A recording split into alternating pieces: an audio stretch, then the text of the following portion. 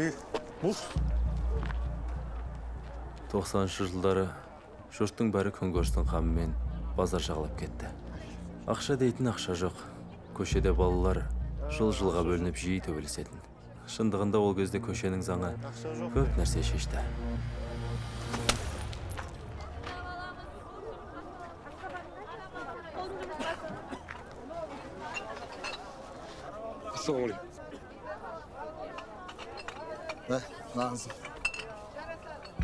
Сол жылдары Сейілханаға Бекзат маған алып келіп тапсырды.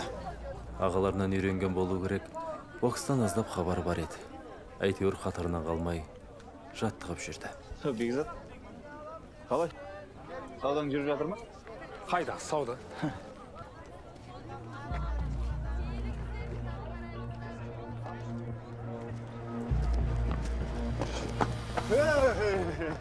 Кетіп қалды екен десем, бұл жерде жиі жүретін бапсыңдар. Алақандарыңа қарға тышқан ба? Сенің не шаруаң бар? Чмо, бұл жерде сауда жасайын десеңдер, маған шот алып беріп отырасыңдар. Қане, шығар тиындарыңды. Түсіңнен шошып ояндың ба? Жігіттер, жұрттың көзінше батыр болып тұрсың ғой. Жүребек, өзіңіз Бекзат жүр. Бекзат, кеш. Шегі бағым бұл? Кетіңші, Бекзат. Көреміз әлі.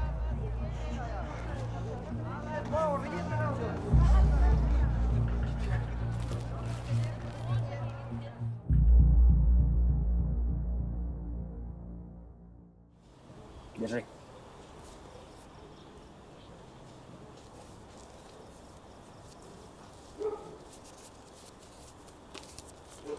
Ну, давай, боксер. Спасибо.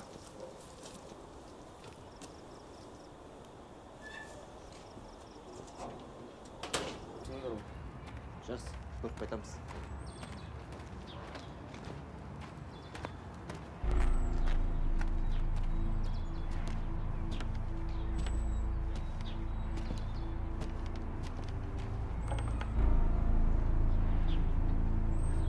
Базарда қорозданып жүреді. Боксер болам де.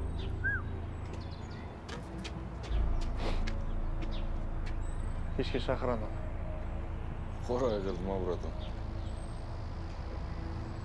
На маслый пассаж. Бар. Болай.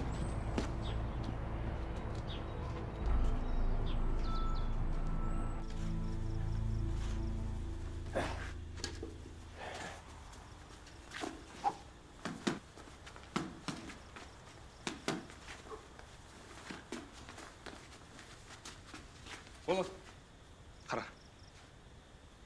Мәссаған. Стивенсонның қолтаңбасы қойылған. Қой рас па? Рас, көрейік. Абайлаш. Байқа. Мына қолын. Өз қойған ба не сонда? Солай. Мына жағы деген. Кәдімгідей сөгіліп кеткен екен, Ине жіп керек. Алып келесір.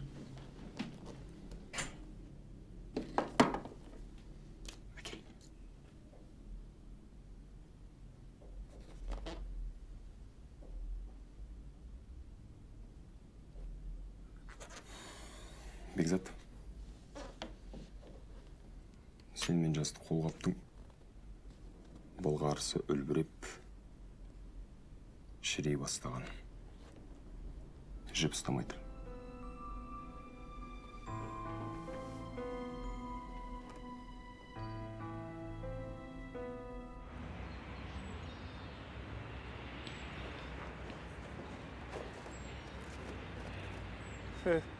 Келді ғой мағар.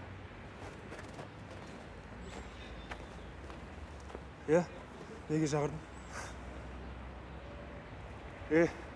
80-дер. Неме, бұқаланып жүрсіңдер сендер? Мүйіздерін сындыру керек па сендер? Қысқасы, ай сайын грефке 1000 теңгеден лақтыратын боласыңдар. Түсінікті ма? Өткіз қойған дүниең бар ма? Алғың келсе қазір ал. Айрам ғой мен сен. Кел бірге бір. Бір ғана жігіттерің айт жабылмасын. Кел. Бірге. Маған келген балалардың бәрі бірдей деп айта алмас едім. Ішінде аласы да, құласы да бар. Басында олар бокспен тиіп қашып айналысты. Залға бір күн келсе, бір күн көшеде қоразданып төбелесі дейді. Бұларды бостандатпайын деп, бәрін залға қуып әкелдім. Шыдағандар қалды. Ал шыдамағандары боксты орта жолдан тастап кетті. Не бөлісе алмай қалдыңдар? А? Шотал бермей қойды ма?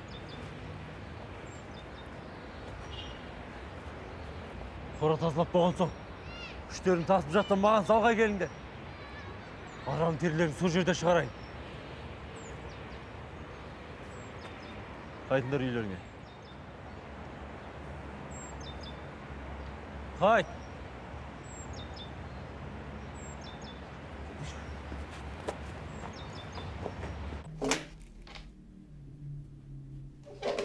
Ой,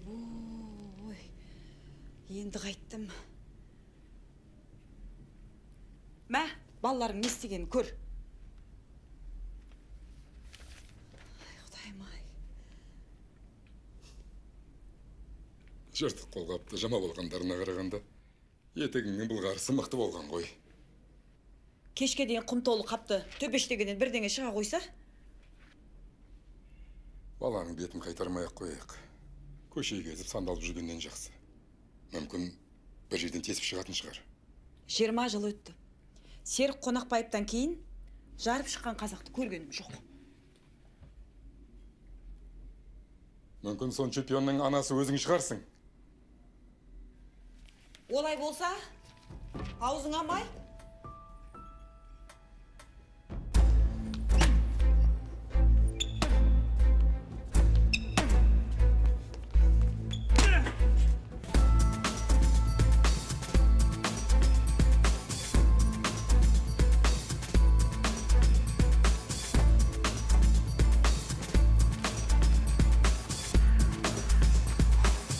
Эй, Бекзат, Ау, күнде бір тасты көтеріп алып жүресің. Не істейсің ол, жанын қинап? ой аға, керек тастың ауырлығы жоқ. Жақсы.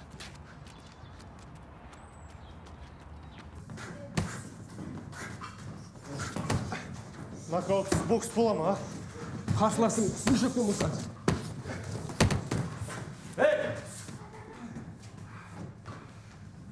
Не үйреттім сендерге?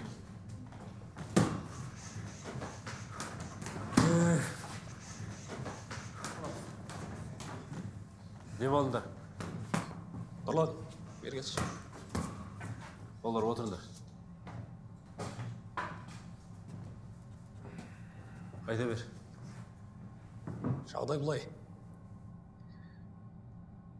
Мына балаларды үйреткеніңе тиын темен алып жүрген шығарсың. Тұспалдай бермей, төтесінен еш. Директор мына залды босатсын дейді. Егер ақысын төлемесе, дүкен ашамын дейді. Дүкен? Иә.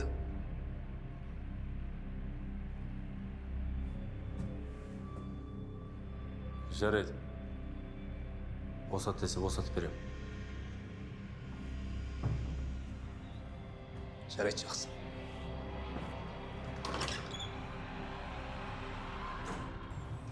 Бөлме іші кең ба? Кен? Әлі жап-жарық. Нұреке, өзіңіз білесіз, қазір әркім өз тіршілігін жасап жатыр. Біреулер дүкен ашып жатыр, біреулер шаштараз, одан кейін тойхана ашып жатыр. Көп сөйлемей тоқайтан айтшы. 10 мың. Қанша? 5 мың ғой. 3 мың. Болар жері 3 мың. Ойлаңыз. Жарайды, көрейік бірінші. Жүріңіз көрсетем. Оның іші ең бастысы жылы. Жақсы жерде орналасқан. Қай жерде? Тіке былай жүре беріңіз, қазір көрсетем.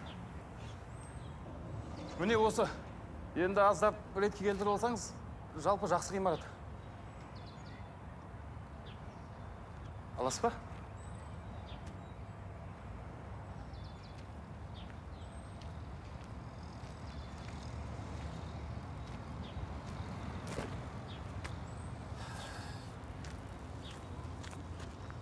Несі ұнамай қалды?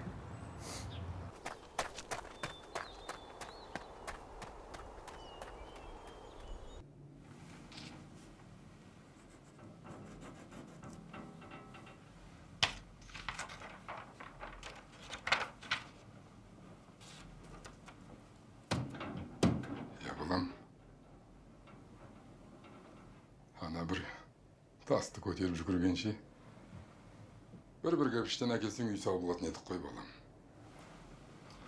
Асықпаңыз. Кейін бір-ақ күнде зәулім сарай салып беремін. Солай ма? Нәтижеге жету үшін талай тердеу керек балам. Ана жоспарың жаман емес екен. Тек зорлық кетіп жүрме. Жоға. Менде бәрі уақыты бар.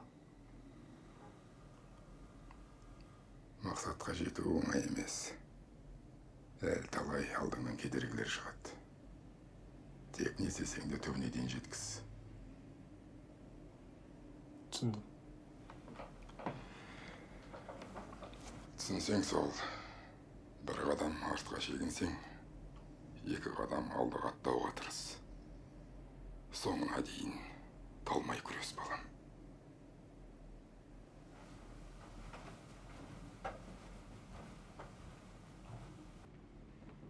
Sıradan alып отырыңдар. Ұялмаңдар. Сендер жассыңдар. Жас кезде жүру керек, ойнау керек.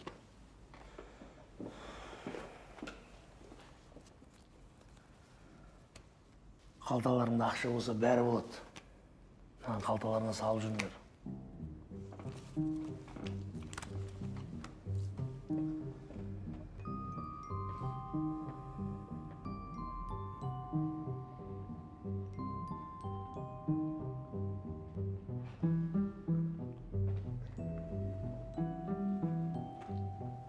Нұрлан ағаларың қалай?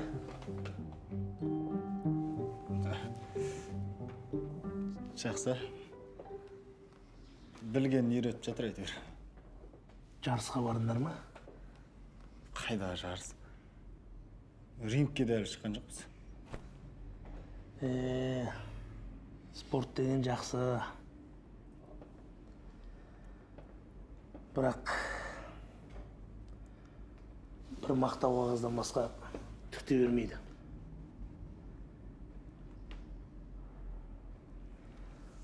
Қазір қарынның қамын ойлайтын заман. Сөзіңіздің жаны бар аға. Менің қасымда болсаңдар жаман болмайсыңдар. Төрек, мықты жігіттер болса ортаға тарта бер. Бар жақсы жігіттер. Араласайық, сыйласайық. Алып отырыңдар кен.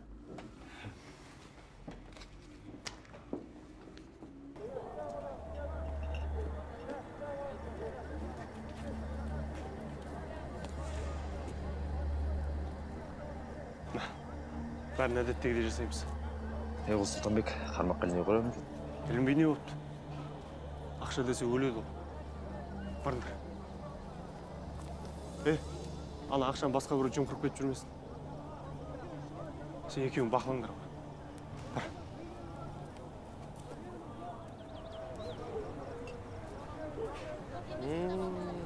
Нешеден кітап? Бауырме! Жай. Түсіріп алса өзі бал өзіне. Бізден басқа ешкім көрген жоқ. Бізге ертіп тұрған шығар. Жүріңіз бөлісі олайды. Бөліскен емес, біреудің заты ғой, ұят емес. Ұят ештеңе жоқ аға. Жүріңіз. Ешкім көріп қойған жоқ па деген.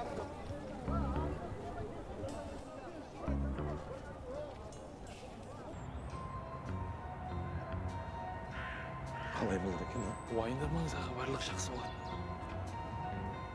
Алыңыз.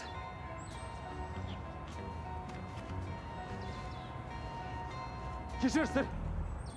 Базардағы кемпірлер мен ақшам сіздер тауып деп айтады. Дәл өзі.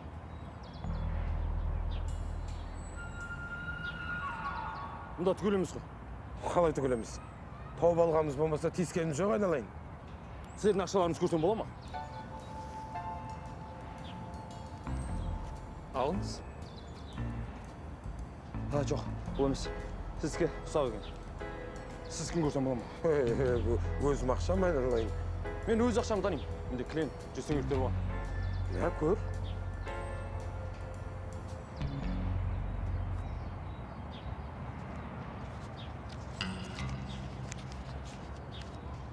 кешірерсің. Айып етпе балам, Ей, мынау, жартысы қайда? Кімді ақымақ тұр да, кең. Ей! Тоқта!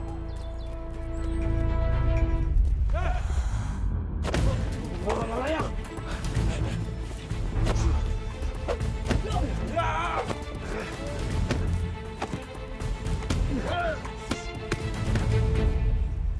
Кең тұр ойын. Құрысы бұны. Мен де өз ақшам танимын. Маған бөтен ақшаң керек жоқ, Аға, ақшаңызға ие болыңыз. Рахмет, бауырларым, Рахмет. Өз обаларың өздеріне. Менің түк қатысым жоқ,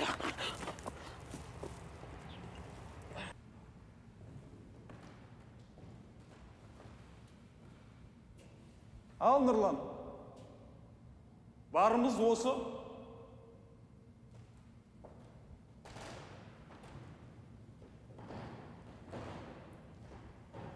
Келісесің ба? Келіспейсің ба? Оны өзің білесің.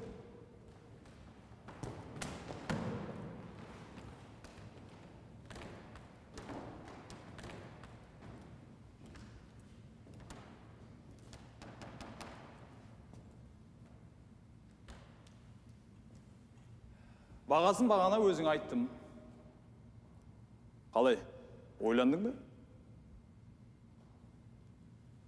Иә. Естік.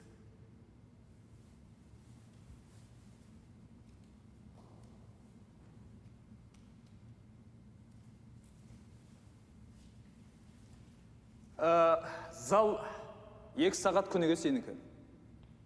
Кішкене шашылып жатыр. Өзің жинап аларсың. Жақсы.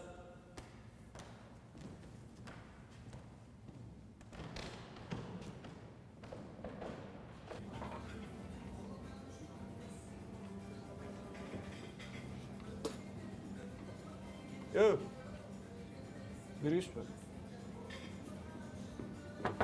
Мен сұраларың жым-жыл. Басқасын айтып келдің. Жақсы. Қазір алып келем. Ана қыздарың жұмсай бермей өзің атып кел.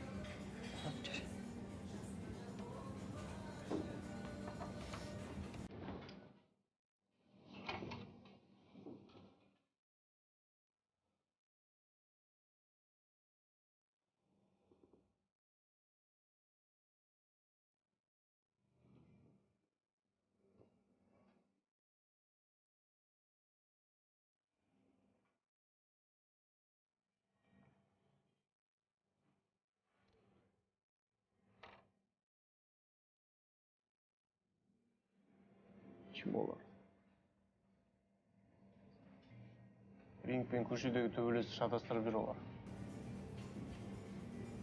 Екеуінің заңы екі түрлі екенін қайдан білсін? Ертең өзім сөйлесем олармен. Барыңдар. Ассалаумағалейкум. Қалайсың? Жақсы. Ешкім тиісіп жоқ па? Жоқ. Шикі ғой мынау. Кешіріңіз. Бар басқасын айтып кел. Жарайды. Мен мазақ қылып жүрсің ба? Ей, сен дауысың шығайын депті ма? Сава. Түрлет. Жас өспей ма? Жарлы баймай ма? Саған ақыл кірейін депті ма? Өзің көп атқан жоқсың ба? Құдайға шүкір. Екі сөйлемеймін білесің. Оның дұрыс. Өзіңе қатты сенімсің ба? Барып келе шоқтырмен жүретін адам емеспін. Солай ма?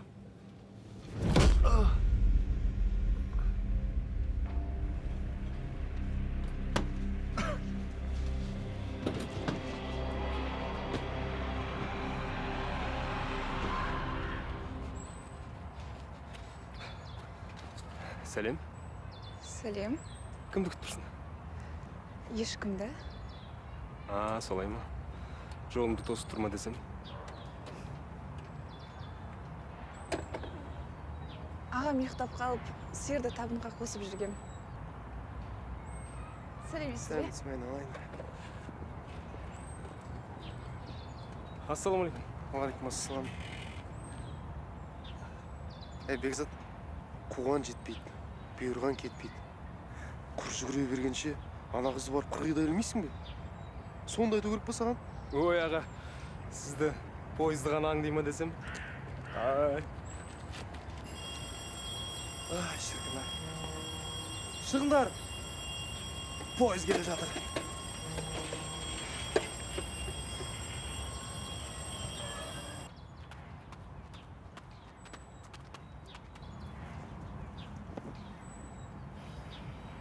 Шалбар киген соң әр сөзіңе жауап беруге тура келеді. Саба, естедің мен? Шамасың шыңғырма. Көкесін ұмытайын деген екен бұл.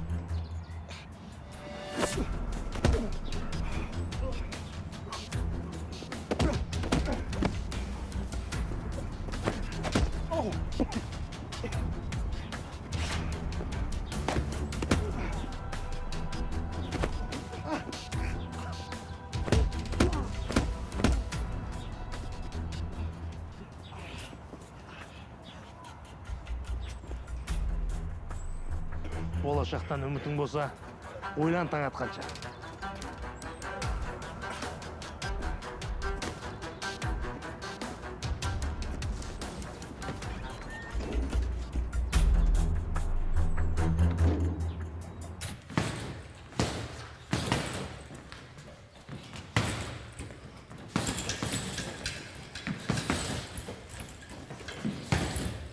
Қолының ұзындығын дұрыстап пайдалана біл. Есінде болсын. Құдайдың адамға берген дарыны 10-нан 1 бөлігі ғана.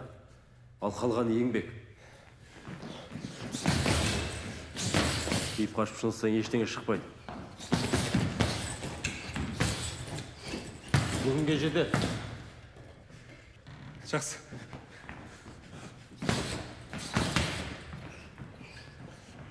Соңғы автобустан қалып қойма. Мені автобуспен барып келіп жүрді. Ойлайды өйдеймін. Жаттығу залы Түркістанның бір шетінде болатын. Бекзат залдан кеш қайтушы еді. Соңғы автобустан қалып кетпесін деп, ерте босатуға тырысатынмын. Кейін естідім.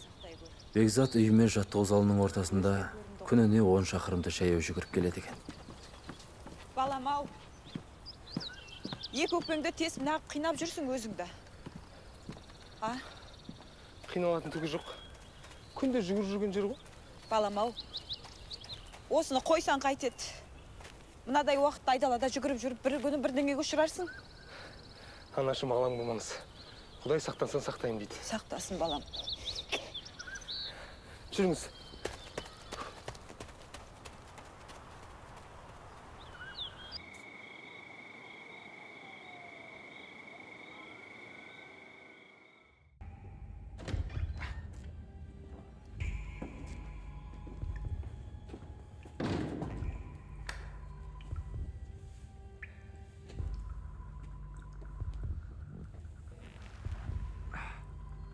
Қалай? Ұйқың тәтті болды ма? Әке-шешең түсіңе кірген шығар. Күніге осында түнегің келмесе, саған соңғы ескерту.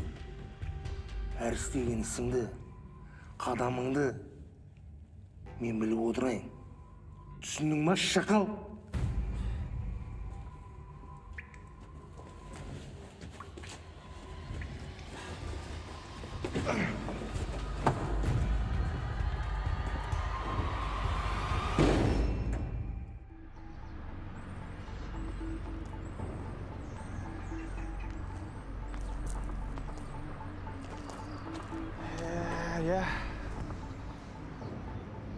Келгенің дұрыс болды. Ана Шергенбай Сұлтанбекке араша түсіп, біздің жігіттерді оңды ұрмапсың. Жарайды, оны кешірдім. Бұдан былай Бекзат, өзіңе керек емес жерге араласпашы. За свои дела нужно отвечать. Понял? ана көкала қойдай түріңе қарағанда сөзіңде тұрмаған сияқтысың. Сонда сенің ісің лақтыру ма? Лақтырам ба, лақтырмайын ба, оны өзім білем. Әркім нанын өзінше тауып жейді. Бұл жерде бастысы қораға кірмеу. Ал ана сенің досың Әли қораға кірді. Оған не болды? Жаның ашып баратса жүр, көрістейін.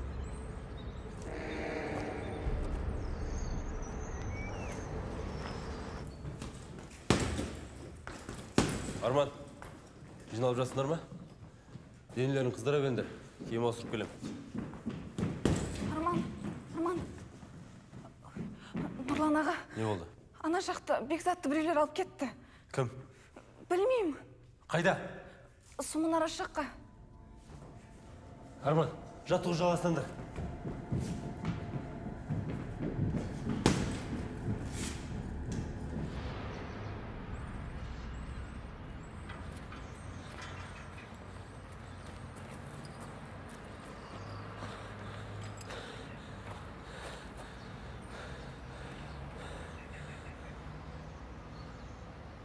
Нотыр не? Тұрсымен жүгіріп шыққансың ба? Гүлбаршынлалда қайт. Нұрлан аға. Гүлбаршынлалда қайт дедім мен саған.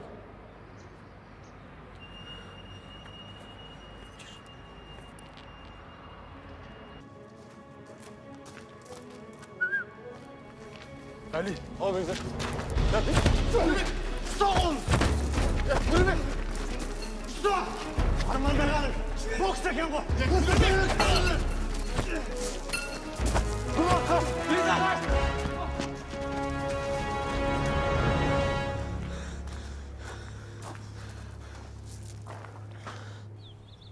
Мен еш нәрсеге күмәнмен қарамаймын.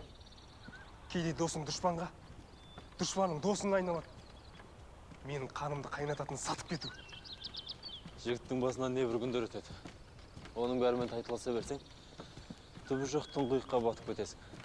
Иә, оны білем. Бірақ қолымды бір сілтеп жүре алмаймын. Бұл өмірде кемшіліксіз адам болмайды, Бекзат. Ал біреуді ақыл айтып жөнге сала алмайсың.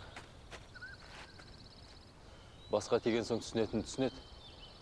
Ал түсінбейтіні сол ескі жолына қайта түседі.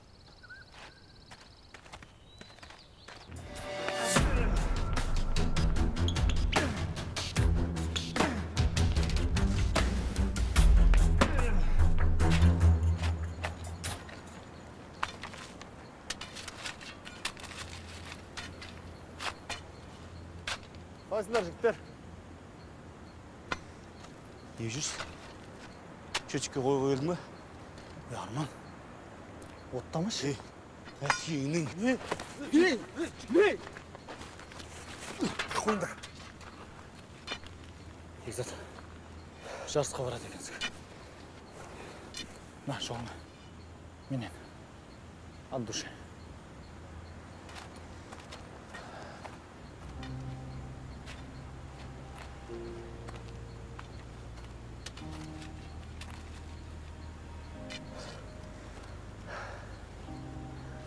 Керек емес.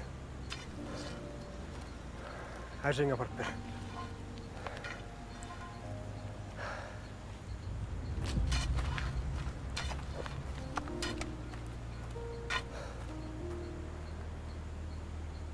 Ақшаның жоқ кезі. Жарысқа баратын жол пұлды табу үшін жер қазып көмір теген кездерде болды. Алдыңға ме жұмсе? Алға жүр! Korkutun cap! Жабысла! Қостанайда өткен біріншілікте Бекзат өз салмағында айрықша басымдылық танытты.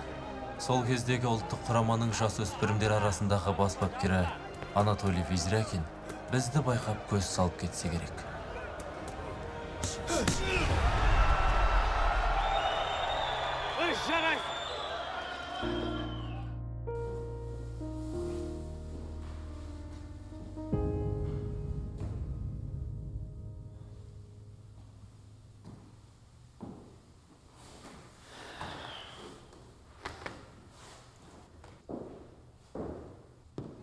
Привет, ребята.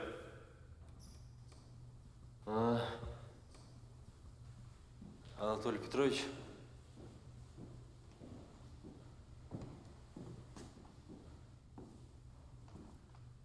А я знал, что вы придете. Ну, раз ждал, значит, есть что мне ответить. Я еще не принял решение. Ты не подумай, что я пришел на все готовенькое.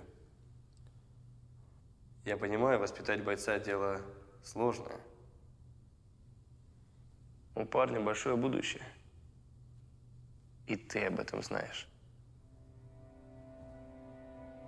Ему нужно двигаться дальше. Отдай мне его.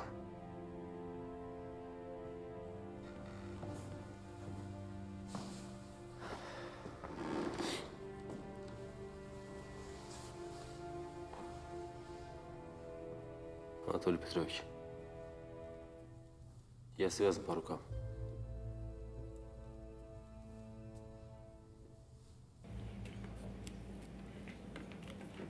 Міне шайларыңыз. Центровские стрелы набили. Нам нужен фраер, отвечающий за базар. Жүрміз ғой. Шакал, бұған сенің миың жетпейді. Бұл жерде сөз ететін мықты жігіт керек. Шынығы кімді айтып тұрғанымды.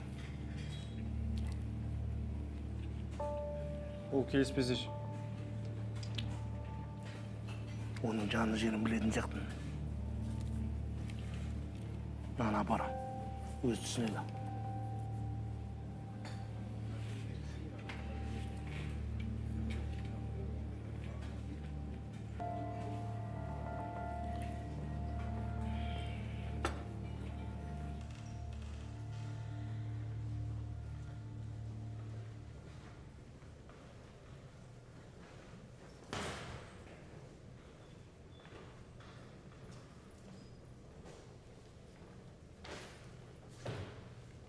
Ассалаумалейкум. Уалейкум.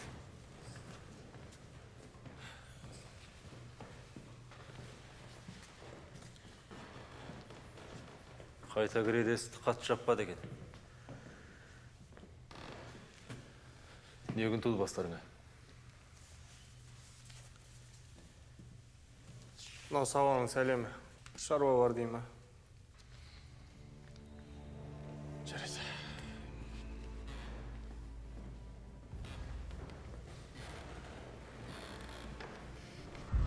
Сөздің қысқасы, үлкен тауардың жартысын басып отыр. Келіскенге көнбеді. Біздің кінәміз жоқ. Кешке бетпе-бет сөйлесу керек. Араларында біз танитындар бар ма? Ойдан қырдан жиналған өңшең қасқырлар. Саба, мен бұл тірлікке соңғы рет барып отырмын. Амал жоқ. Ақша керек болған соң ғана. Түсінем сен. Осы тірлікті шешуге көмектессең. Жарайды. Кездесетін жеріміз таза болсын. Ана күшіктерін жібер. Барып тексеріп қайтсын.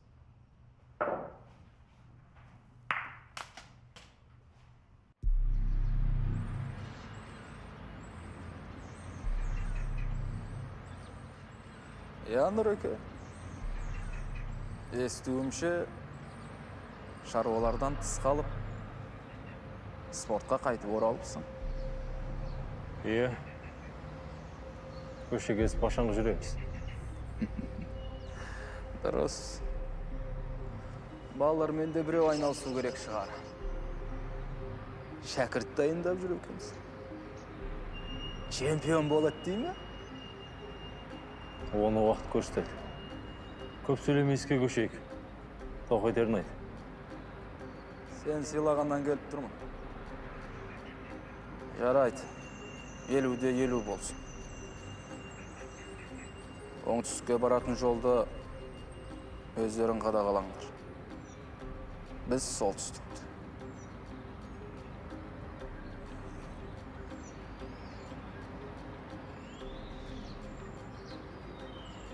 Келістік.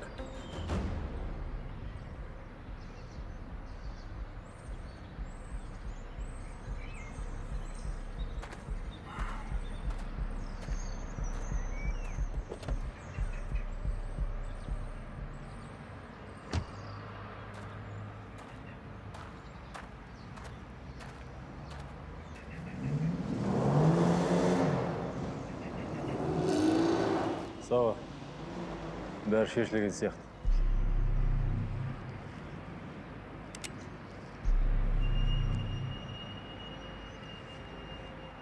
Енді жолымыз соғыспас деп ойлаймын.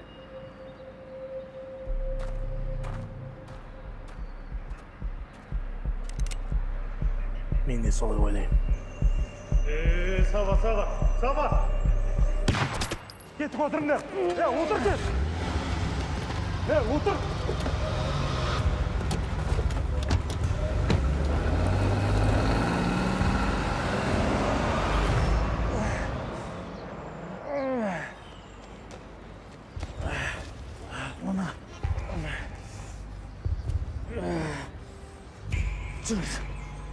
Жүріңіз ауруханаға.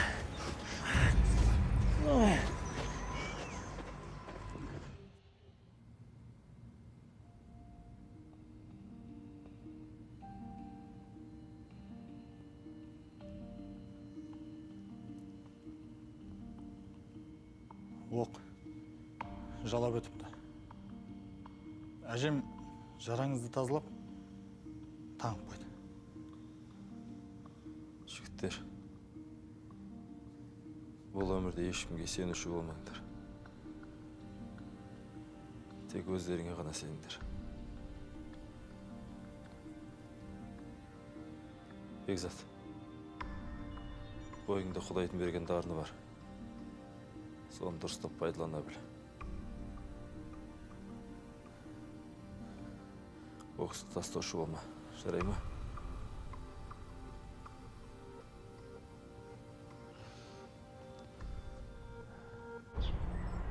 Беке, өзіңіз жақсы білесіз. Біздің жігіттер осы кубалықпен жекпе-жектерде үнемі мысы басылып болады. Атлантада тура сол жағдай болды. Осы кубалық барьерді бірден қылып сындыру керек. Оларды осында Қазақстанға шақырсақ. Алматыда екі құрама команданың арасында кездесу ұйымдастырсақ. Өзіңіз білесіз ғой енді, мына қазақтарда бөрі басатын итті күшік кезінен кәдімгі қасқырдың терісін тартқызып үйретеді деген. Мынауың жөн. Бірақ оларды шақырғанда қазіргі жағдайда келе қоя ма? Жол пұлы бар дегендей. Ішіп жемі бар. Мәселе сонда болып тұр ма? Шақырған соң енді қонақжай қалыппыз. Дұрыстап шалып салу керек. Мен Айбадан біраз ақша бөлдірейін. Бірақ бұл бәріне жетпейді. Қазір не көп кәсіпкер көп. Оларды қазақ спортын қолдайтын шығар. Солардың тамырын басып көрсеші. Аз да болса көмек болар еді. Жарайды, тырысып көрейін.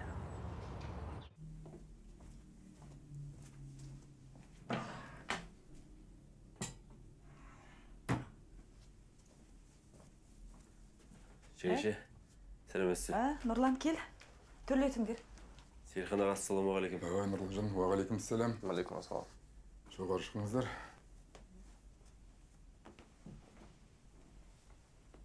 Ал, Нұрлан, не шаруа? Мына кісі Анатолий. Шымкенттен келді. Ұлттық құрамада жасөспірімдердің бас бапкері.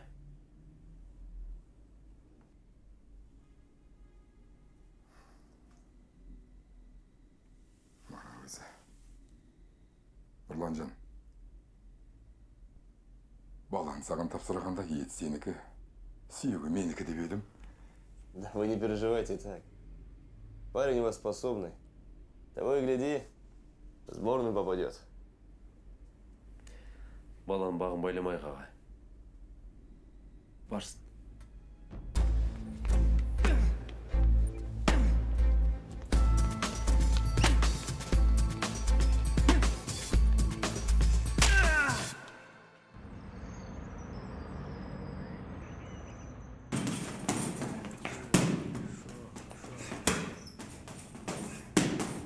Жігіттер! Таныс болыңдар. Командамыздың ең кенжесі десек те болады.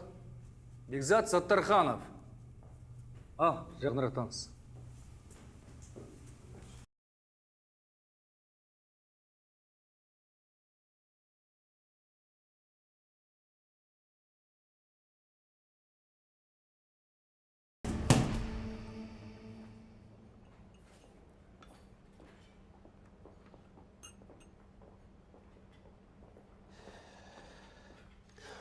Сәлеметсіздер ма? Сәлеметсіз. Енді сіз келгенде біз қалай қол қусырып қарап отырамыз. Қаржылай көмек берем деп уәде бере алмаймын. Енді сіз бізді жақсы білесіз ғой. Сізге мен қалай айтсам екен? Сіз қысылмаңыз. Мен негізі қара басынан ғана қамын ойлап жүрген адамдардан емеспін. Тоқатерін айтыңыз. Шынтуайтына келгенде, егер шетелден боксшылар келсе, біздің жігіттерге үлкен тәжірибе болар еді. Біз енді алып сатумен айналсамыз ғой. Мен сізді жақсы түсініп отырмын. Макарон берейін деп айтуға аузым бармай отыр.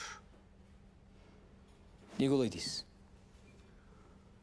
Егер сіз шын етіңізбен берсеңіз, біз алуға дайынбыз.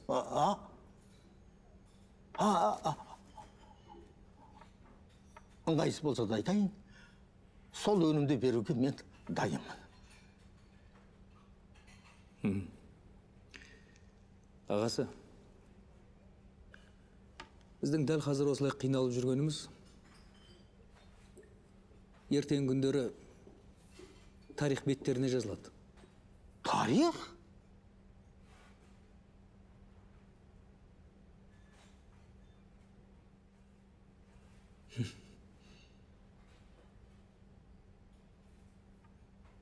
Иә. Егер сенбесеңіз, уақытысы келгенде өзіңіз көресіз. Иә, көреміз. Жарайды, жақсы. Жауабыңызды күтем.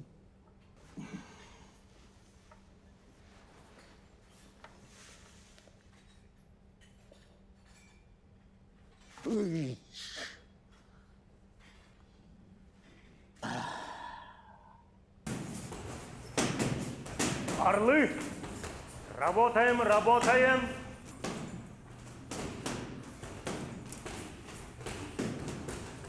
Так, ребята, подходим по одному. Бахтияр, иди сюда.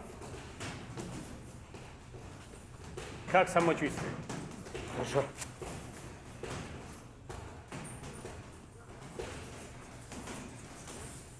Иди работай. Так, следующий. Ибраимов. Ермахан. Келгой. Как тренировки?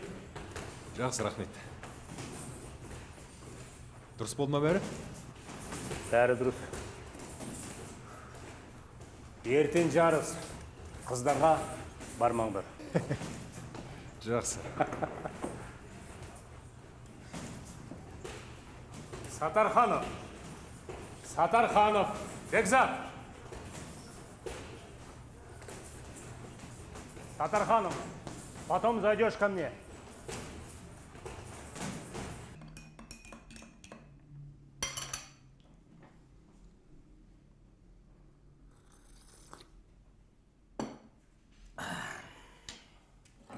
Сатарханов, Бекзат.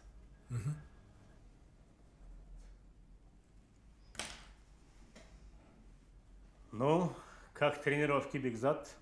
Болады. Давай проверим.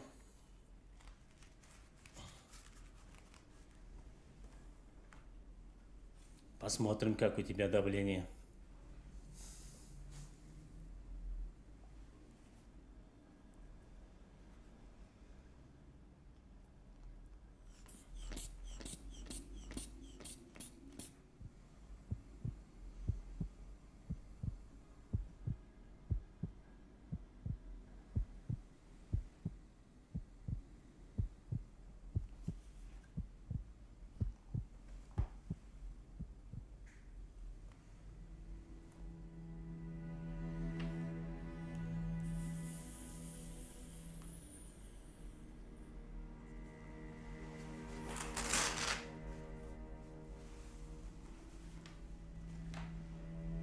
Можешь идти. Жақсы.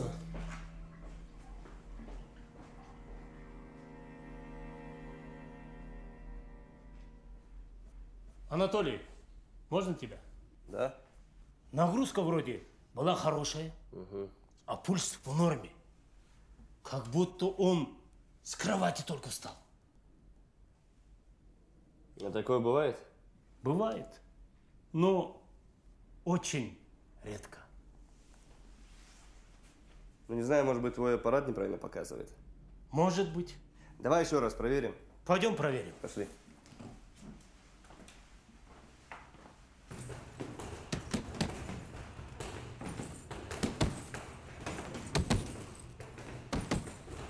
Бекзат! 100 прыжков на месте.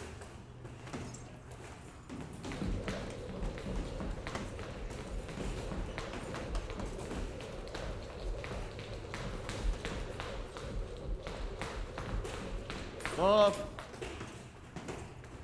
Отжимания 15 раз на ускорение.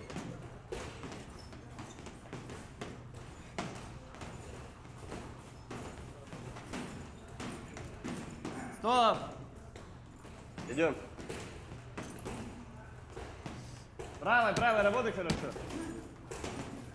Работаем, работаем. Садись.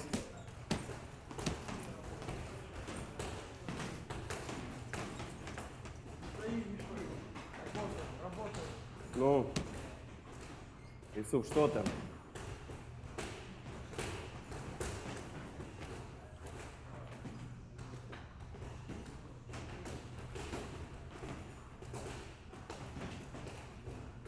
Я же тебе говорил, Анатолий, что это случай неординарный.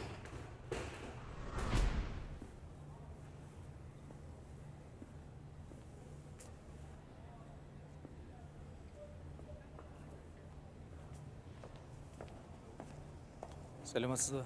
Hello. Елші мырза. Менің мақсатым екі ел боксшыларының бір-бірімен тәжірибе алмастыру.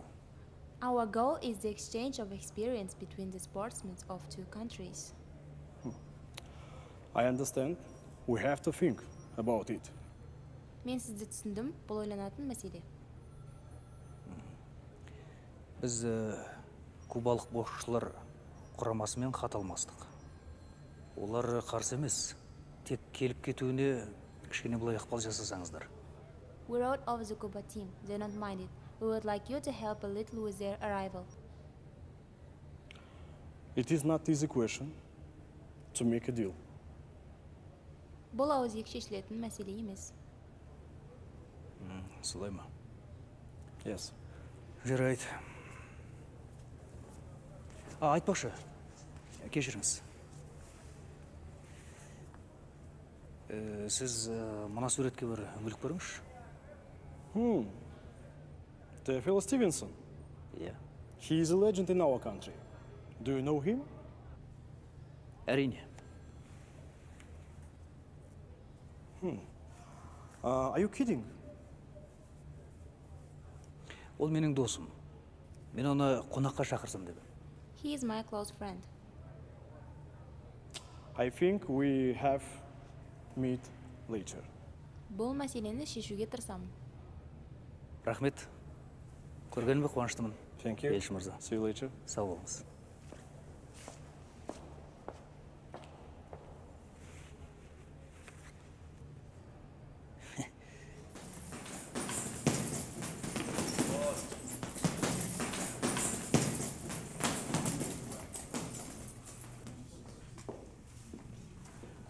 Екеу, бұл жерде біздің қазақтың ұлттық құрама командасы өздерінің жаттығуларын жасайды. This is a place where our national boxing team trains. Wow. Yeah, really? Yes. It's okay. Сіз күлмеңіз. Осы жерден біздің қазақтың небір әлем және олимпиада чемпиондары тәрбиеленген. Our world champions brought up here, even Olympic champions. Wow. All right, that's okay. That's good. Өтінем.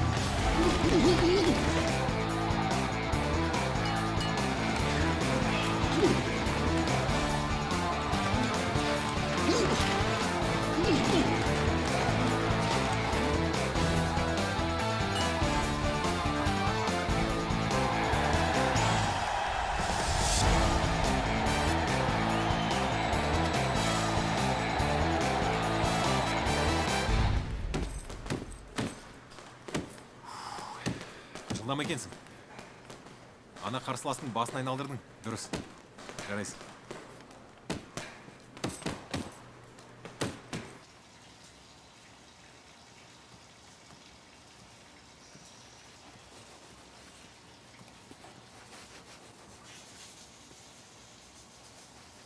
Ей, жан-жағыңа қара. Кешір, байқамадым. Келмей жатып төр менікі дейтін сен кімсің? Бақтияр, не болды саған қыздар құсап, шамдан? Ей, тілің ие бол, ей. Бақтияр, қой.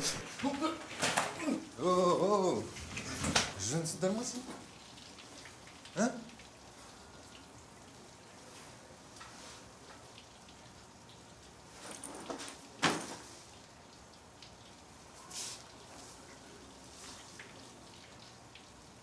Сендерге не жетіспей жүр? Бұндай еркеліктеріңді ауылда қалдырыңдар. Көрмейтін болайын. Түсіндің ба сен? Түсіндім. Сен?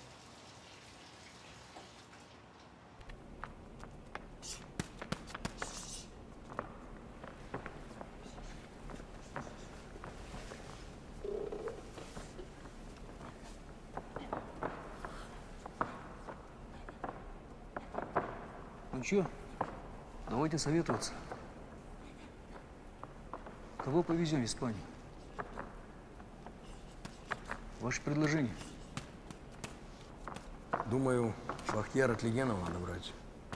Он все-таки первым номером у нас идет в своей весовой категории. А Бекзат? Рановато ему еще. Опыта маловато. Иваныч прав. Значит, Бахтияр Тлегенов поедет в Мадрид. Саттарханов Бекзат поедет на чемпионат Азии в Таиланд. Там и видно будет. Хорошо. Стоп, время! Следующий!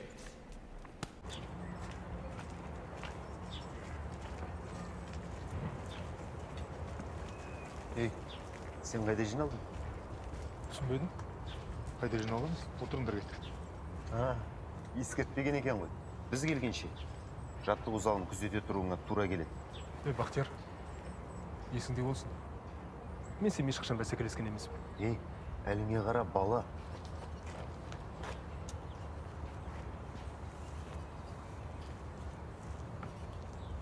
Жігіттер, сендерге неше рет айту керек? Бұл соңғы ескертуім болсын. Келесте екеуіңді аямай. Көрде тұрыңдар.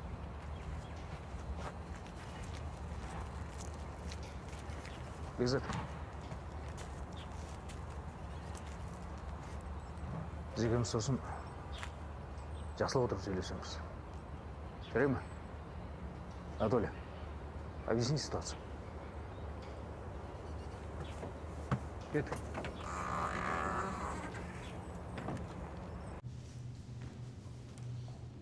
Бекзат.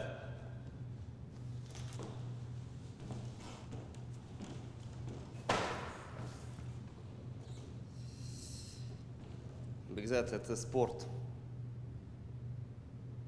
Нужно уметь держать удар. И здесь главное не сломаться духом.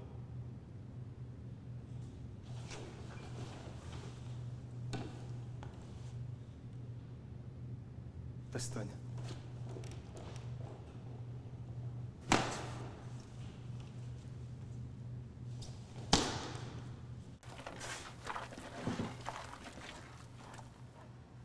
Ой, Бекона келе жатыр ғой. Қалайсыздар? Арығым. Үйде кім бар? Жұмыста бәр.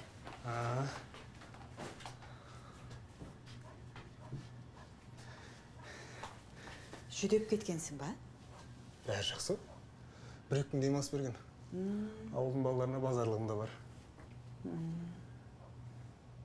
Келесі келгенде кір жуатын майша әкеп бермесем, қолыңызды жылы суға малып отырасыз. Балам, өз-өзіңмен аман есен жүрсең бізге сол да жетеді. Бір жағдай болған ба? Түрің айтып тұр ғой. Ештеңе болған жоқ. Егер олимпиадаға бармасам, оқуымды бітіріп жұмыс жасаймын. Сол кезде сіздерді өз қолыма алып бақып қалам.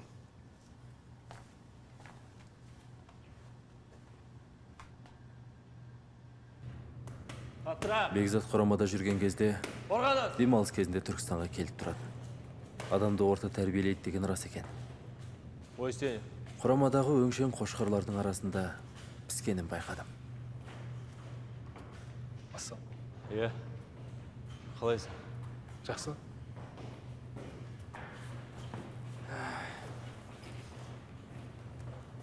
Бәрін естім.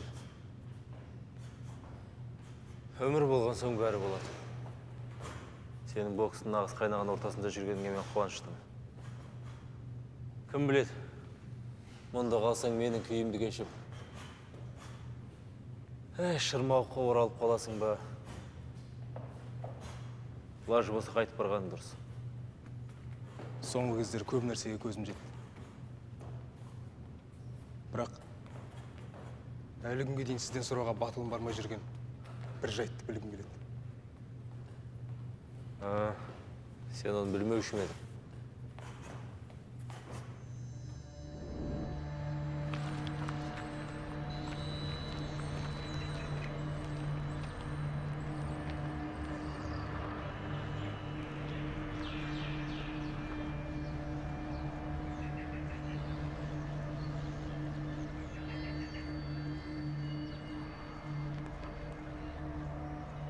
Отырыңдар.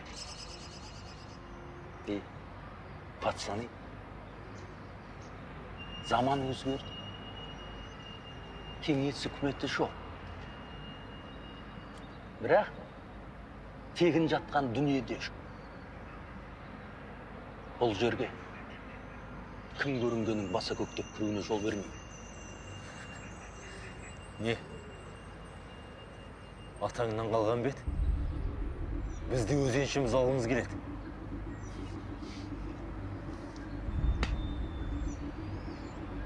Бұның бәрі әлде қашан бөлініп алынған. Бұл менің территориям. Чё, иди в порядок,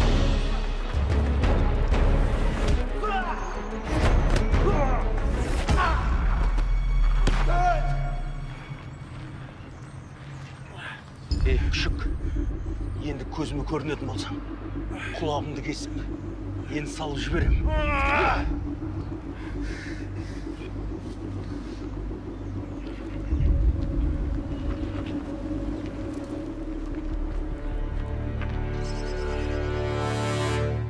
Мұндай қамалсыз бардық. Ол кезде заман сондай болды. Кім мықты, сол жейді. Талай адамның жолын кестім. Енді мені қателігімді біреу қайталамас екен деймін. Лажы болса, жұдырықпен емес, ақылмен шеш. Егер біреу менің тағдырыма бөгет болса, қалай шыдап тұра аламын? Бұл өмірде ең жеңілі біреуге ақыл айту. Алдыңнан не шығады, соны күтіп ал. Ойдағы мазлап жүрген нәрсен бәрін алып таста. Жарайды, тағы ақыл айтып кет. Түркістанға келсең хабарлас. Жақсы ағай. Мен осындамын. Корпус, корпус. Қос, правый. О!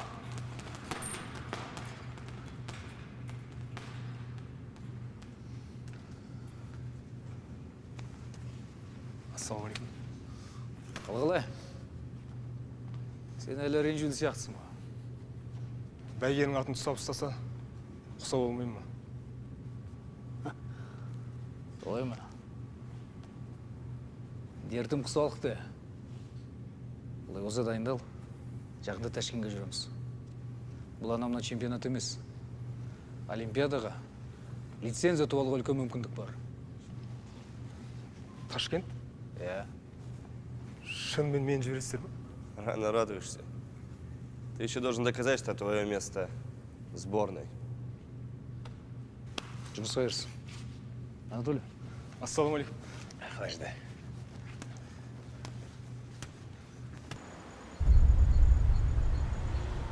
Төребек мүмкін керек емес шығар. Бар да қыз тоқтат. Төребек сонда да. Бар деймісің. Гүлбаршан! Али, түнделесің, не істеп жүрсің? Гүлбаршан, стоп! Бол! Сал! Төребек! Отыр! Кетмеш, саған. Әкел, тоқта! Тоқта! Төребек! Құры бұлай!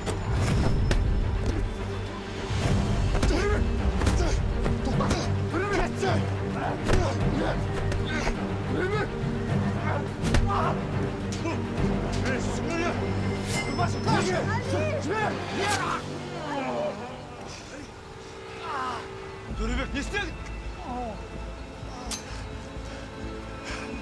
Не істедің, Төребек?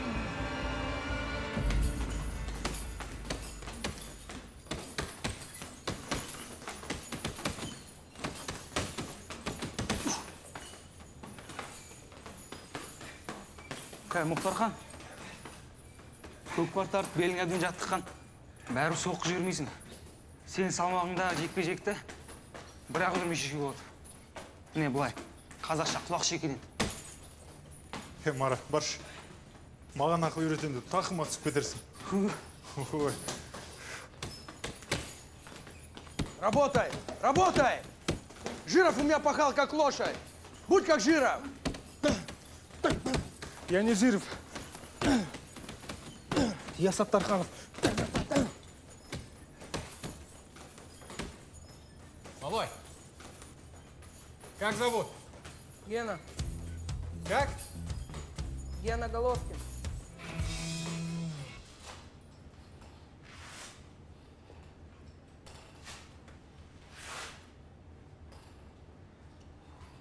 Бекзат, берілетін лицензия біреу. Ташкентте жақсы нәтиже көрсетеді деп сенемін. Рахмет. Менің де дайындығым жаман емес. Москвада бағым сынап көрем. Бақшаба ма? Оны көреміз. Олимпиадаға жолдам алсаң, біз де қуанамыз. Сәттілік тілеймін саған. Оны уақыт көрсетеді. Саған да сәттілік тілеймін.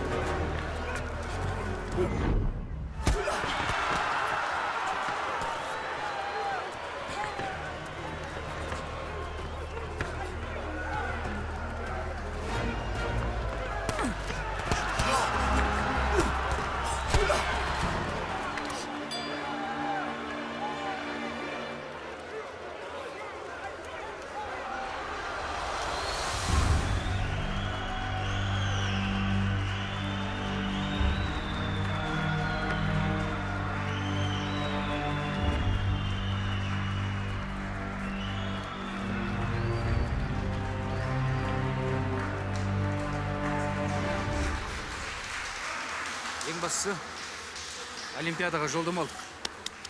Құлыс. Беке. Көрдім.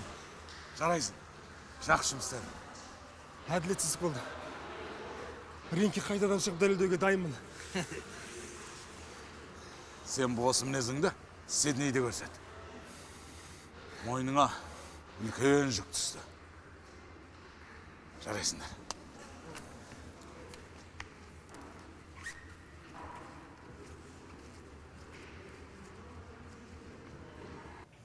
Ермақан, төрешілерді өз көзіңмен көрдің ғой. Айқын басымдылық танытпасақ, жеңістен құр қаламыз. Барыңды сал. Аяма, қозғал. Ал жігіттер, қалайсыңдар? Тұрсын, ендігі жоспар қандай? Жоспар сол. Қалған лицензияны Мәскеуден алуға тырысамыз.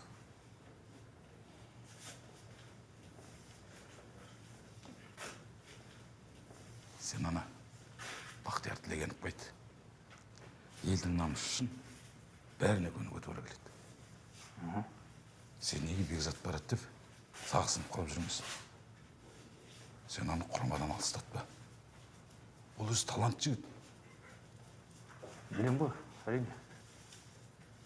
Жарай, жақсы. Ал жігіттер, сәттілік. Ол кезде Бақтияр өз салмағында номер 1 еді. Екеуі де Олимпиададан үміткер. Бірақ бақ шабама, бап шабама деген осы болар. Бекзат бірінші болып жолдаманы алып қойды. Содан кейін Бақтияр бокстан алшақтап кетті деп естідім. Бекзат, бар күшіңді салмай, соңына дейін сақтауға тырыс. Таудың басына дейін шыққанша қайда әлі. Ауылда жүргенде күнде ары бері 20 шақырым жүгіріп, әдетке айналған. Жақсы. Көреміз қазір биік деген сайын тынысың тарылғанда.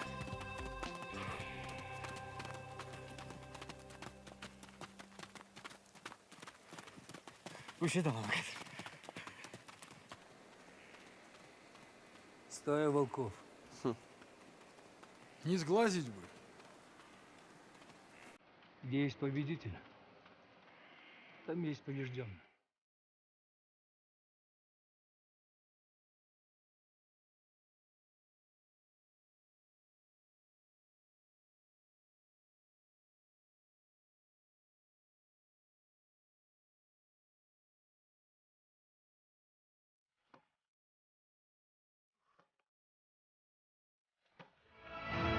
Олай, таудың ауасы өкпелерін қысып жатыр ма?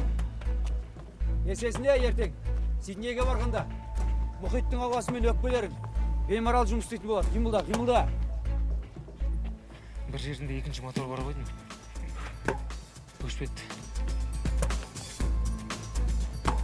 Ничего, тяжело в учении, легко в бою.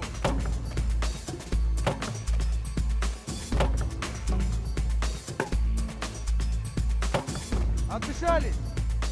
Бегом марш на базу.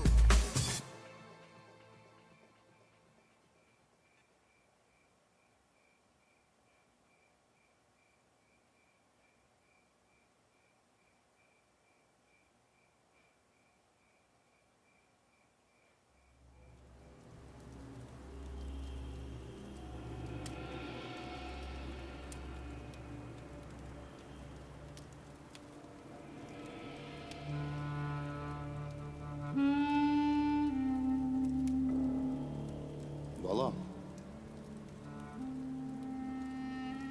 мен саған уақи етем. Пайғамбарымыз Мұхаммед саллаллаху алейхи вассалам, егер мені түстеріңді көрсеңдер, онда мені анық көргендерің деген. Мен екі дүние сардары Пайғамбарымыз Мұхаммед саллаллаху алейхи вассаламнан артық емеспін. Бәрі де бір жаратқан Алланың қалауымен ғана.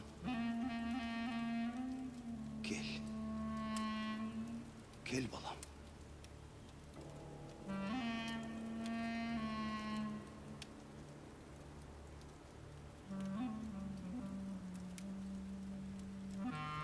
Қолыңды жай. Я жаратқан Аллам, мына баланың жолын ашық ет.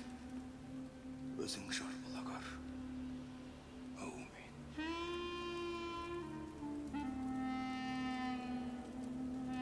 Алланың хикметі жақсын балам.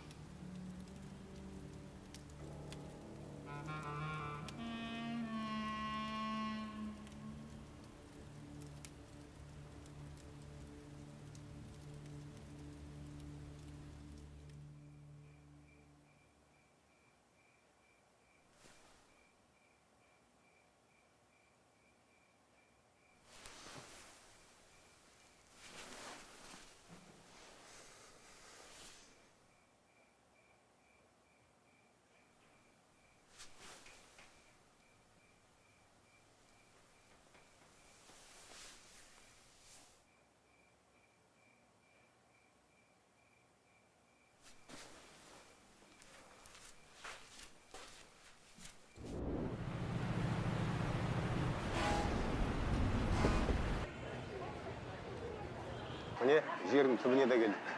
Сидней, Австралия. Бекзат. Осы жерден сенің ауылыңа дейін қанша шақырым екенін білесің бе? Қанша? 12 000 шақырым. Бізде бұндай ғимараттар салынады дегенше қайда әлі? Салынады.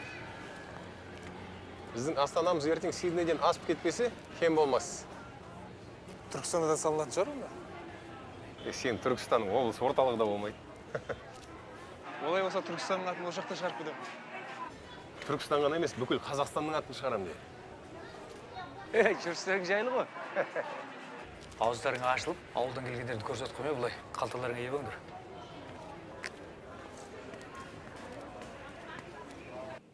Бекет Бey, ben çok sevindim. Bizim idmancılarımız bizim bu bir yerde bizim milletimiz güzel böyle idman spor gösterdiler. Rahmet. Ben çok sevindim. Bizim sizin sporcunuz güzel formadadır. İsterim ki bizim Ramazan sporcumuz birinci yer alsın. Bu öyle. Şiirek bunun. Anlıyorum ama siz dikkatli fikir eleyin. Orada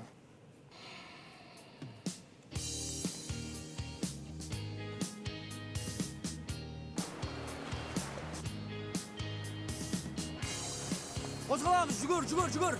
Серуенге келген жоқпыз. Физикалық дайындықсыз жігіттер. Құр көкіректен алысқа шаба алмаймыз. Қимылдаймыз. Қарсыласыңды соңғы раундта, соңғы секундында ұрып құлататындай бойларында күш көрмей алса, намыс дегендердің бәрін құны көк дейді. Қалай? Мұхиттың ауасы тынысыңды ашты ма? Ой, тау не, теңіз не, маған бәрібір сияқты. Өкпем ауылдың шаңына әбден еріңдер. Солай ма? Ал, кеткен деші. Естерінде болсын. Билікте күштеріңді, үнеңді пайдаланбасаңдар, абыройдан айырыласыңдар. Қозғаламыз, тұрмаймыз. Бекзат, жүгір, қимылда. Сорқамыз шығарды. Жарайды, жігітсің ғой. Шыдайын.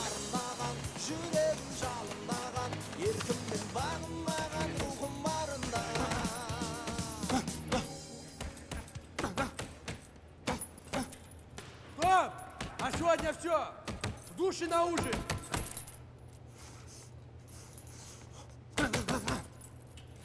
Бекзат, жүр.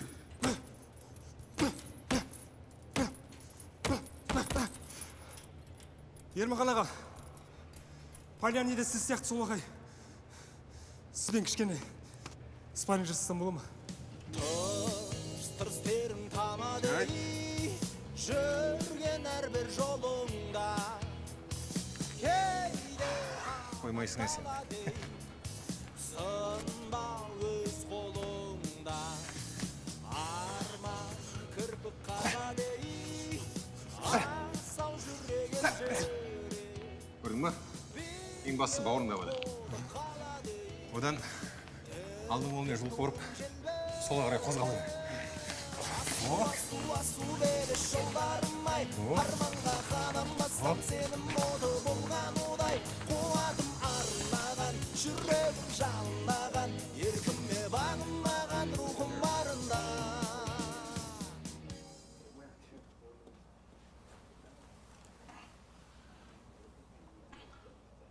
57 жылға құда түсіп отыр. Түріктердің соңғы ұмыты Поляне. Ал Бекзат біздің алғашқы үмітіміз. О бала өзі сенімді ме? Әрине. Мен жігіттердің бәріне сенем. Олай болса, мен тәуелсіз төрешілер тағайындадым. Сосын көреміз.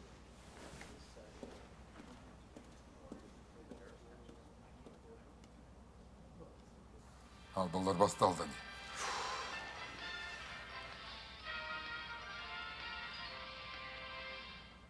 Ай, тыңдаңдар әне. Төрткүл дүние көз тіккен дүбірлі додаға қазақ елінің үкілеп қосқан жүйріктері тас түйіндайын келді. Алғашқы нәтижелері көңіл қуантады. Ал шаршалаңда ойқастаған былғар қолғап шеберлері жарысын жалғастырады. Рингке қазақ үміт артып отырған Бекзат Саттархан пен түрік елінің намысын қорғап жүрген Рамзан Пальяни шығады. Әне, басталды.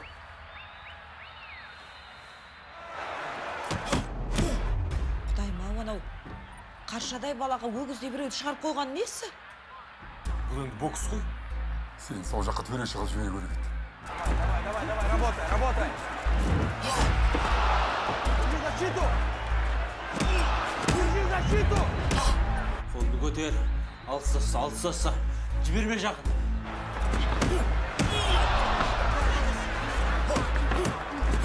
Работай, работай. Уворачивайся, работай! Вот так, молодец. Держи дистанцию, держи.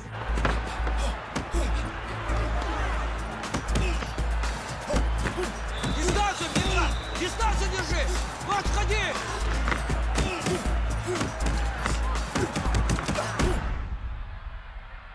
Поляне шынымен мықты екен.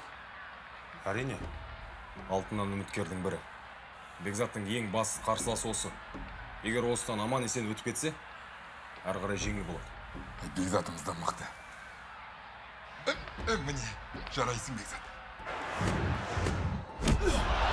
Ана бала таяқ жеп қалған болды. Бірінші раундқа әлі ештеңе жоқ. Корпус держи!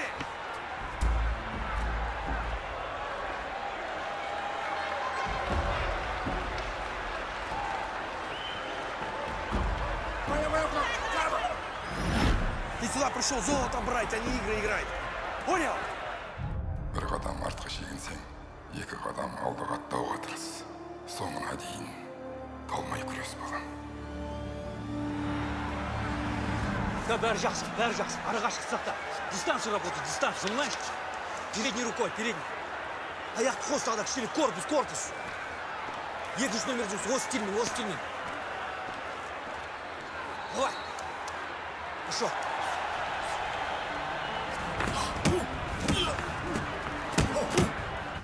Көре алмай, кем шығып кетейінші. Қайда кеттіңіз?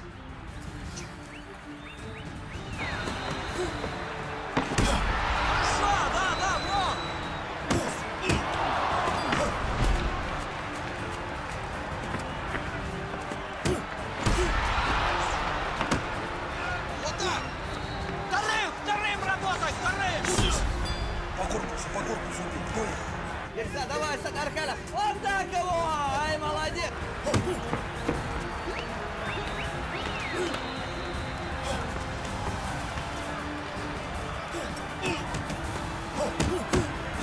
Артқа шегінбе, алға жүр.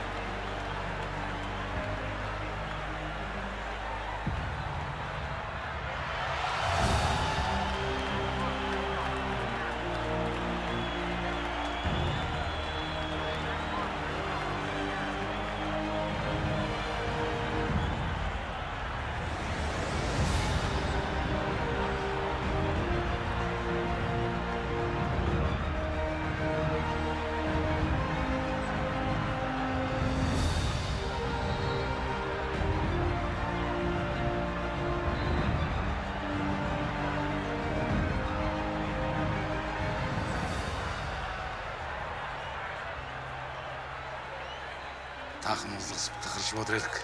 Рахмет аға. Үмітті ақтадың ба? Қалай?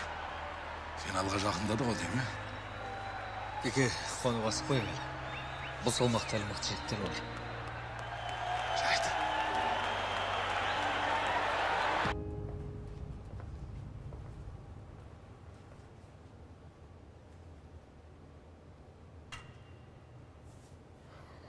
Бекзат, финалға да жеттік.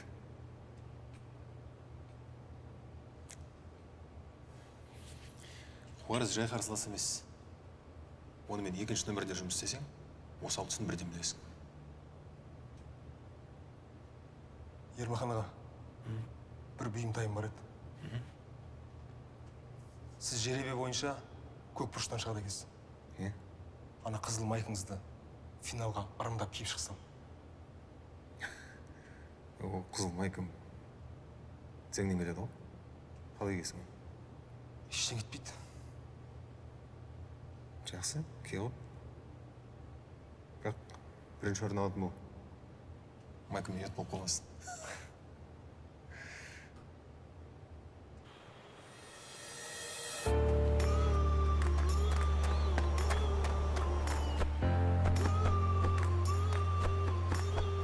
Шыны керек, Сиднейге аттанарда медальмен оралады деп ойламадық.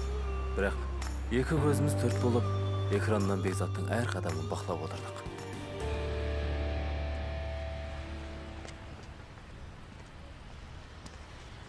Ал жігіттер, қазақтың кім екенін танытыңдар. Атлантада жіберген есемді қайтарам. Атлантаның қоласына риза емес сияқтысыз ғой. Олимпиаданың бас мақсаты қатысу емес пе? Кім қатысу үшін келеді? Бәрінің де арманы алтын. Бірақ әркімнің бағына байланысты.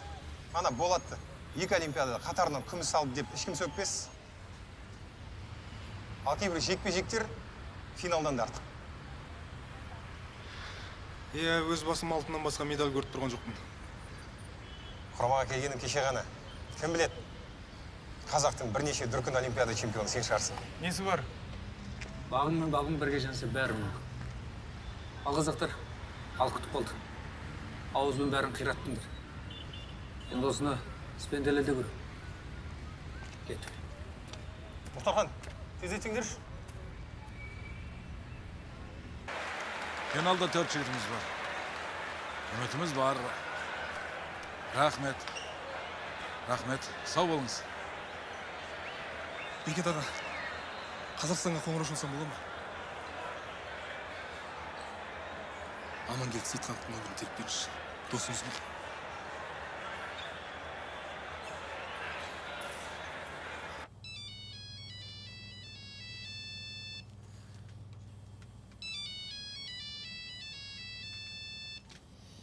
Алло? Алло. Амангелді, ассалаумалейкум. Мен ғой Ермахан. Ермахан? Сиднейден? Міне жігіт. Қуанып жатырмыз. 4 қазақтың финалға шыққаны әрең жетістік. Қазір Бекзатқа берейін, бірдеңе айтқысы келіп тұр қазір, 1 минут. Ассалаумалейкум. Бекзат? Бүгін финалға шығамын. Құдай қаласа жеңіске жетемін. Сол жеңісімді Түркістанның 1500 жылдығына арнап деп хабарлаңызшы. Түсіндім, иә, көреміз. Бірақ Бекзат, қазақ халқы 20 жылдан бері армандап келе жатыр, бір алтын медальді. Бас қамшыны. Біз саған сенеміз, бүкіл елің сенеді. Көрші қане, барыңды салшы. Жарай ма? Жақсы, рахмет. Бекзат, соққыды артпайым деп, қашақтай бермей шабуылға да шығып тұрарасың, жарай ма?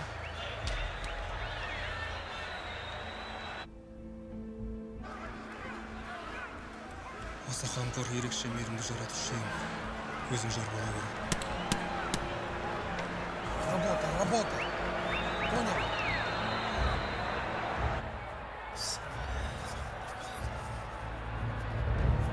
Бәлкім Бекзат бастар біздің бокстағы жарқын жолда. Бекзат Саттарханов Олимпиада чемпион атанса деген арман тұтанған сәт қазір. Дайындығы шыңға шыққан, айқасқа сынға сыққан қазақ боксшысының қарымын көріп отырсыздар.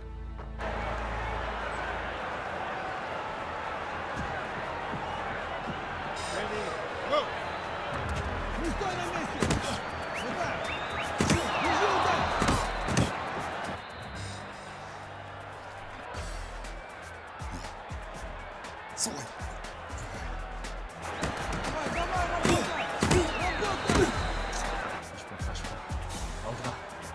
Алдыға жүр. Молодец, еще! Бекзат, жарайсың. Көрдің ба не біздің болды? Бекзат, сол қолмен! Сол қолмен көп жұмыс істе, сол қолмен! Давай.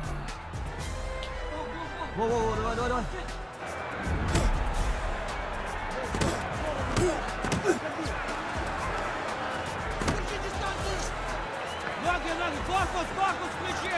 На ногах работай! На ногах! Держи дистанцию! Да куда ж, я же говорю, дистанцию держи! Вот, молодец! Опа! Вот еще держи его! Угол! Давай! Работай! Вот так, молодец!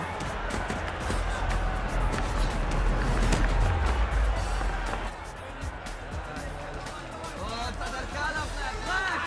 Так его! Вот! Первый номер, подошел, ударил!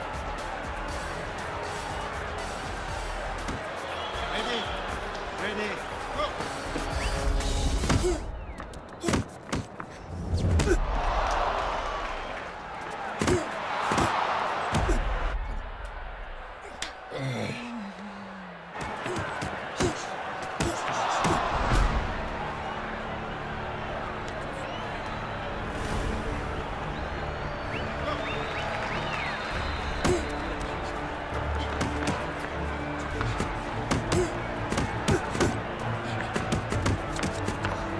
Работай!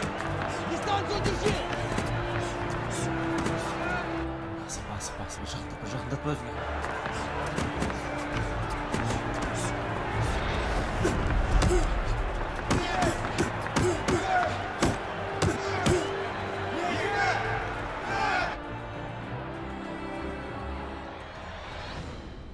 Әй, мынаған не болды? Ойбой, өшіп қалған нес? Сес. Көрсетке қарасашы, терезеден қарап еш. Көрмейді әке ол. Әй, мынаусы несі? Бәрі өшті ма біздің үй ма? Өшіп қалғанын қарашы. Шаршалаңда лайықты қарсылас жолықпаса, көрсеткен ойының ешкімнің есінде қала бермейді. Ал Бекзаттың қарсыластары мықты болды. Түркістанның атын шығарамын деп, үнемі айтып жүруші еді.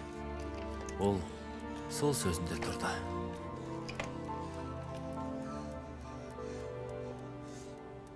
Жанама, жанбай ма? Телефон. Әке, тез. Алло. Сейілхан аға. Иә. Сүйінші.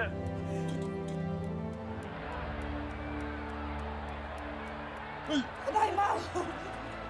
Бекзат Саттарханов Олимпиада чемпионы.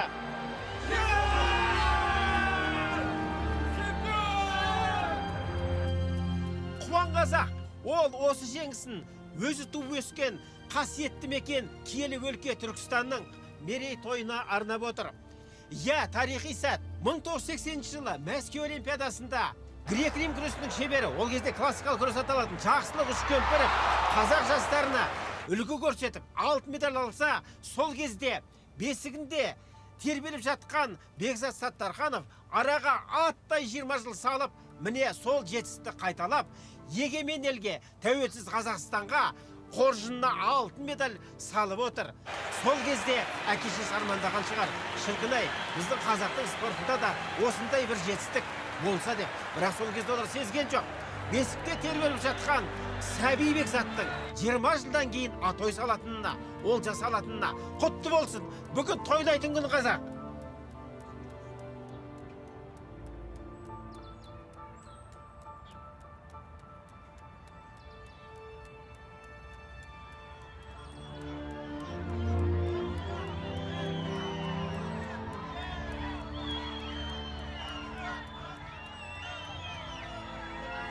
Жарадың маған. Байгенін қашаптың. Қазақтың туын көтердің.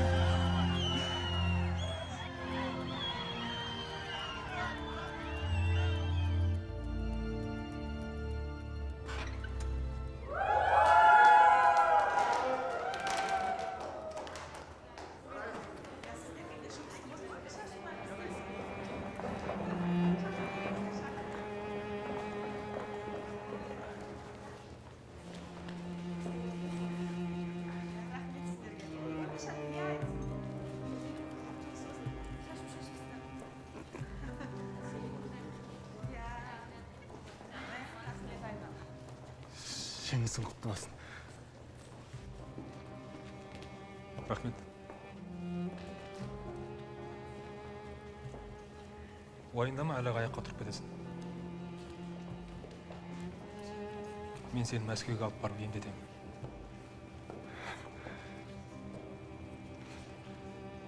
Жеңіспен оранатына сенгем.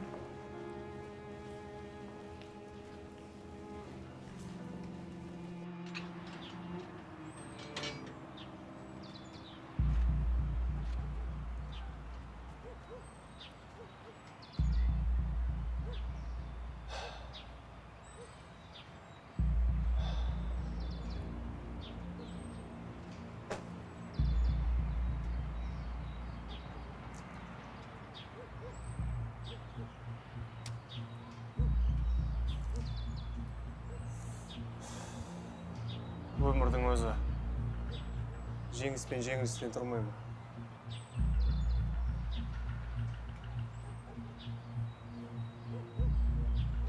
Күтіп алмадыңдар ғой.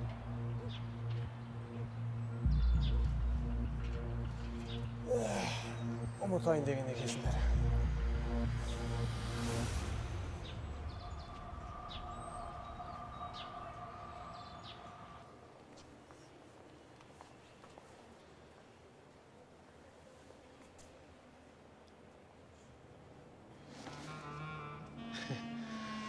Бабаларымыздан мен жібергісі келмей тұр ау.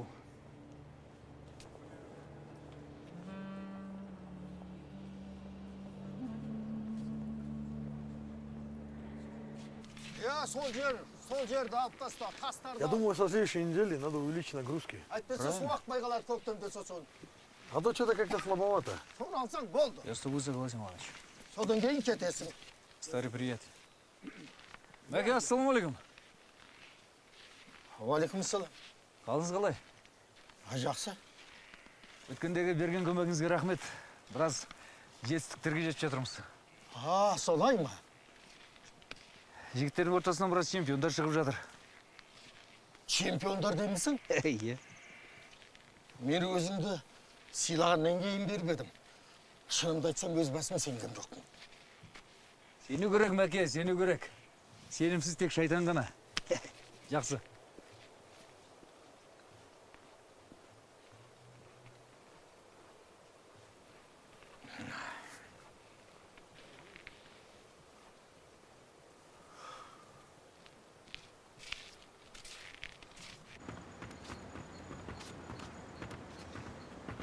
Бекош, сонша асыққаның не? Анашым, достарыма уәде беріп қойған енді. Жаңа жыл сіздермен қарсы алмайтын болдым. Әкеме түсіндіріп айтыңызшы. Күтіп тұр мені. Жарайды қолынан, абайлап жүр.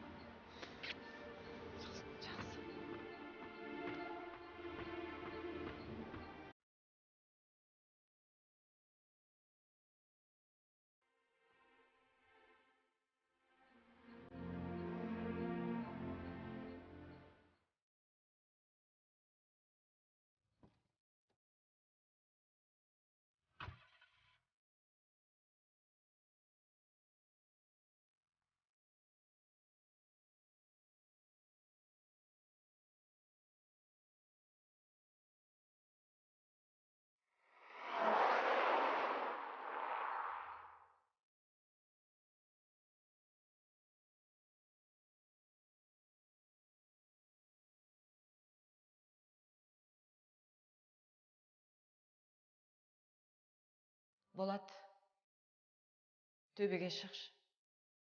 Шатыр аман бекен. Үйдің босағасы опырылып, құлап қалған сияқты. Бұл ешкім күтпеген қаза еді. Осылайша бекзатымыздың жарқ еткен жұлдызы маңдайымызға симай кетті. Бекзаттың Олимпиада шыңын бағындырып, жеңістің көк туын желбіреткені ізім басар талай жасқа сенім отын жақты. Тұғырға шығып, менің жеңісім қазақтың жеңісі деп атой салғаны аманат сөзі сияқты елестей берді маған.